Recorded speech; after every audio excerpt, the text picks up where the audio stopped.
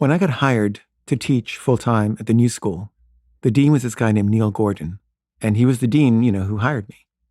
And he lived in my neighborhood. And I saw him on the train one day going to work. And I said, "Oh, hi, Neil." And he said, "Oh, hi." And I could see like he was troubled by something. And he didn't say anything for a minute. And then he said, "If you see me on the train, don't feel like we have to say hi to each other. We could just ignore each other and, do our own thing." And I was like, okay, so he doesn't want me to talk to him if I see him on the train. Okay. And then we had a meeting about the curriculum. And he was a literature professor before he was the dean. And he was saying screenwriting should be taught in the literature department because it's a subset of literature. And I was like, actually, I think it should be taught in the screen studies department because it's a very important subset of film.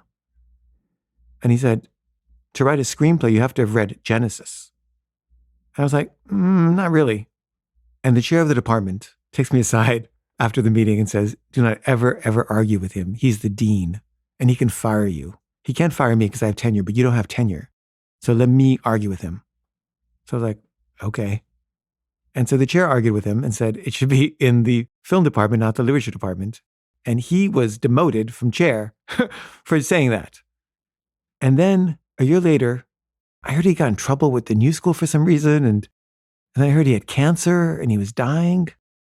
And then he came back and he wasn't the dean anymore. He was just a professor. But he was really interested in psychedelics. And I think it's because he had cancer. And he was trying to figure out how to deal with it or how to think about it.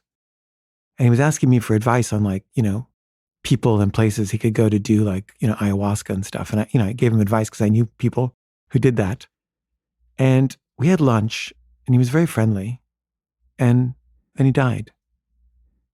And I had really mixed feelings about him. But now that a few years have gone by and we have a different dean, I really miss him.